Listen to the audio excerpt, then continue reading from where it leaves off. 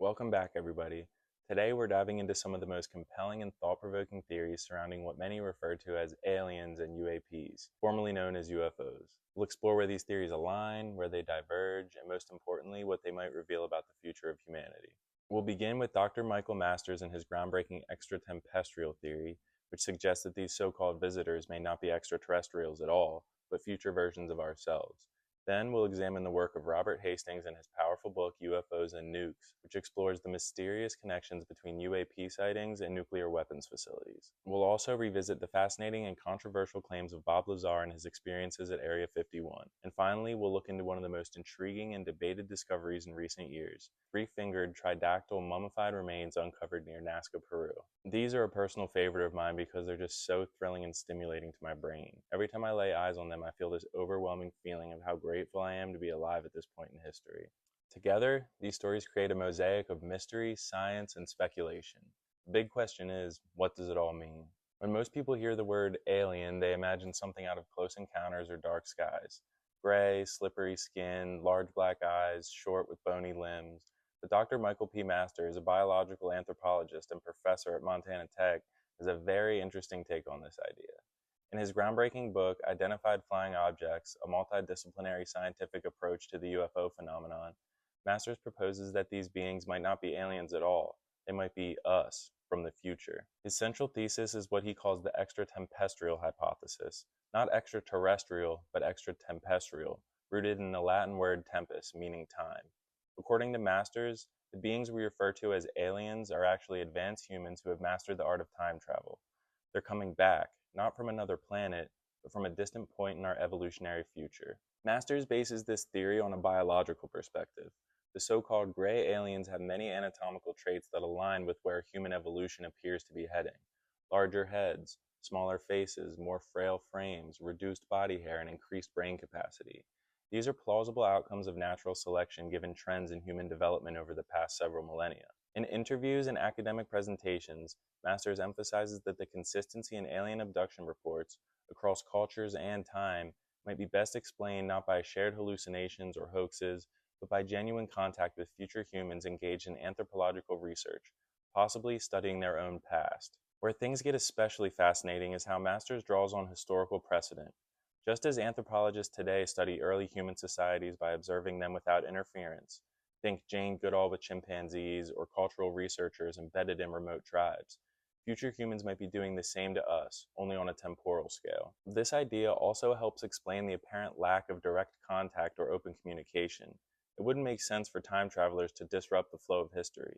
In fact, interference might be catastrophic. That's where it all starts to feel less like sci-fi and more like a controlled longitudinal study across time. And perhaps the most compelling part? Masters isn't someone from the fringe. He's a legitimate academic with a PhD in anthropology, and he approaches his hypothesis through a rigorous scientific lens. He openly acknowledges that time travel, as we currently understand it, presents immense challenges, like paradoxes and quantum uncertainty. But he also points out that our understanding of time is still in its infancy. Masters has even expanded the theory in his later work, the Extra-Tempestrial model, where he delves into the physics of time travel, potential propulsion technologies, and the social and scientific implications if we're being visited by our own descendants. He engages with physicists, evolutionary biologists, and even cultural theorists to expand the conversation beyond the realm of aliens and into the fabric of human identity. This isn't just an alien theory, it's a reframing of who we are, where we're going, and what we might become. Now, let's move into one of the most chilling and well-documented intersections between human technology and the unknown: nuclear weapons and unidentified aerial phenomena. Robert Hastings is a civilian researcher and author of the pivotal book UFOs and Nukes: Extraordinary Encounters at Nuclear Weapon Sites. Published in 2008, Hastings' work is the result of over 40 years of investigation and testimony collection. His central thesis is simple, yet staggering. UFOs have shown a persistent, decades-long interest in nuclear weapons facilities across the United States and other nuclear powers, and they may have the ability to manipulate, disarm, or interfere with them. The most remarkable aspect of Hastings' research is the volume and credibility of the witnesses he's gathered. We're talking about over 150 former U.S. Air Force personnel, many of whom held top-secret clearances and were directly involved in managing nuclear missiles, launch codes, radar tracking systems, and more. These are not fringe voices or blurry photo collectors. These are missile commanders, radar operators, security officers, people trained to be precise, calm, and technically competent. One of the most cited incidents in Hastings' work is the Malmstrom Air Force Base incident in March of 1967. According to multiple military witnesses, a glowing red UFO was seen hovering near a missile silo shortly before 10 nuclear missiles went offline simultaneously, rendered inoperable. Engineers were unable to find any mechanical or electrical faults. A similar event occurred in Minot AFB in 1968 and in the UK at RAF Bentwaters in 1980, where nuclear weapons were allegedly tampered with in the presence of unidentified craft. Hastings compiles these cases meticulously, drawing a disturbing pattern. But the encounters weren't just about deactivation. In some reported instances, nuclear missiles being test launched were intercepted mid-air by unidentified craft, with radar logs and visual confirmation from multiple observers. In one famous case in 1964 at Vandenberg Air Force Base, a test missile was allegedly tailed and disabled mid-flight by a disc-shaped object, all caught on film by high-speed tracking cameras, though the footage remains classified. Hastings doesn't lean toward a single conclusion, but he raises critical questions. Are these objects surveilling us out of concern for our destructive capacity? Are they sending a warning? Or are they simply observing the most dangerous technological threshold we've crossed as a species? Whatever the case, their timing is hard to ignore. The majority of these incidents occurred during or just after the Cold War's most intense moments, like the Cuban Missile Crisis and arms race escalation. And here's the kicker: the US government has never publicly refuted these claims. In fact, in the wake of the 2020's UAP disclosures and Pentagon acknowledgments, the kind of stories Hastings has compiled are suddenly gaining mainstream traction. His work has been cited in congressional briefings and discussed in serious journalistic outlets, lending even more legitimacy to what once seemed like conspiracy. If we take these accounts seriously, and there's mounting evidence that we should, then UFOs are not just curiosities, they're intimately connected to the most existential threat we've ever created: the ability to destroy ourselves. And whoever or whatever they are, they seem deeply interested in that capacity. If Robert Hastings' research teaches us anything, it's that non-human intelligences, if that's what they are, seem to be keeping a close eye on our most dangerous capabilities. They're watching the silos, they're monitoring the tests, they're showing up exactly where the stakes are highest. But here's the thing: while Hastings focuses on what these craft are doing, others claim to know more about how they operate, and even where some of them might be hidden. That brings us to one of the most controversial and persistent figures in modern UFO lore, Bob Lazar. In 1989, Lazar came forward with explosive claims. He said that he had worked at a secret site near Area 51, referred to as S4, where he was tasked with reverse engineering a recovered alien spacecraft. According to Lazar, this craft didn't run on jet fuel or propulsion as we know it. It used an exotic form of energy powered by element 115, a substance not recognized on the periodic table at the time. He claimed the spacecraft could distort gravity itself, essentially bending space-time to move, not flying but falling forward through a warped reality. Skeptics immediately attacked his credibility. His educational records, missing. Employment history, classified. Yet over time, some of his most outrageous claims have gained a strange kind of validation.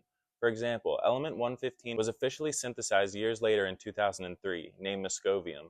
While the version scientists created was highly unstable, it raised eyebrows among those who had dismissed Lazar's account entirely. Even more compelling is how Lazar's descriptions of the craft's behavior eerily match the UAPs described by Navy pilots and radar systems in the 2000s and beyond. Crafts that defy inertia, show no heat signatures, and perform maneuvers no human-made object had survived. Lazar spoke of these physics-bending vehicles decades before such concepts were publicly discussed.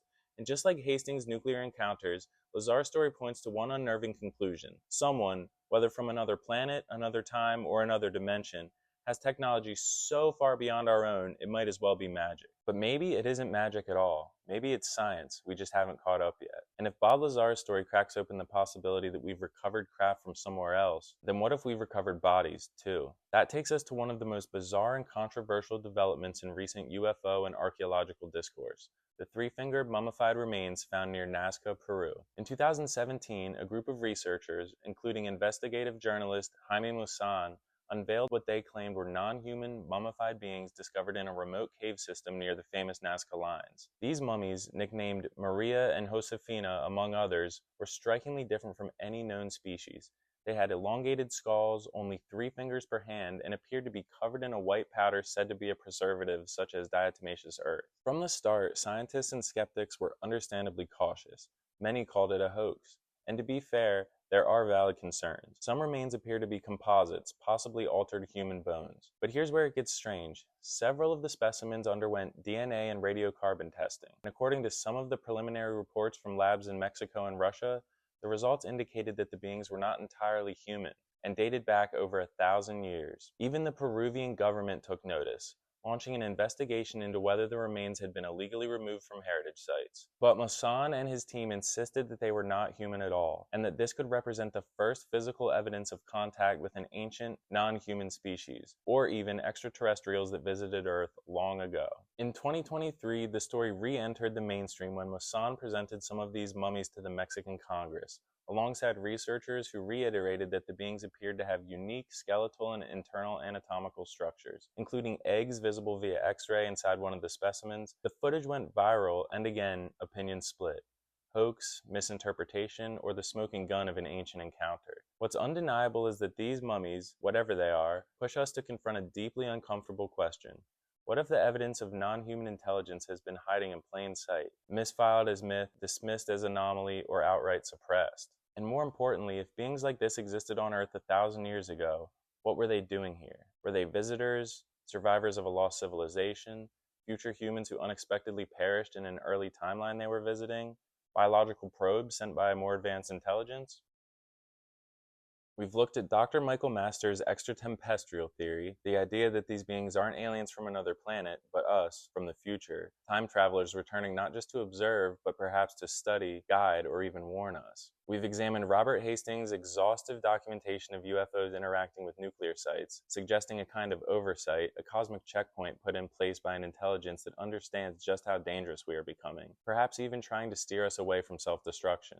We've gone down the rabbit hole with Bob Lazar, who painted a picture of alien craft and physics-bending propulsion systems stored in the shadows of the Nevada desert. Technology so advanced it blurs the line between magic and science. And finally, we explored the Nazca mummies, a real-world mystery that forces us to ask, are we the first intelligent species to walk this earth? Or are we just the most recent chapter in a much older, far stranger story? Across all of these stories, these seemingly disconnected theories and testimonies, a few key patterns emerge. Time. Whether it's future humans, ancient visitors, or ancient evidence, time is warped, stretched, and questioned. Technology. These beings, whoever or whatever they are, wield science we don't understand yet. They interact with gravity, monitor our weapons, and may have been shaping our evolution for millennia. Control and secrecy. Government agencies, classified projects, erased identities, and academic dismissal. Whether from fear, power, or protection, something or someone has gone to great lengths to keep this knowledge obscured. But perhaps the most important takeaway is this. What if the truth about alien intelligence has never been out there, but buried deep within our own story, hidden in our past, hinted at in our present, and encoded in our possible futures? This isn't just a question of little green men and flying saucers anymore. It's a question of who we are, where we come from, and where we're going. If even part of these stories are true, it doesn't just change how we see aliens, it changes how we see ourselves. If you're still watching, thank you so much for being here and supporting me. I really enjoy putting together these deep dives on my favorite topics, especially when I can merge them all together to get more unified angles that may make some of this information easier to digest. Let me know what you'd like my next video to be about in the comments. And until then, question everything, spread love, and think for yourself. Love you guys so much. Thank you again for being here.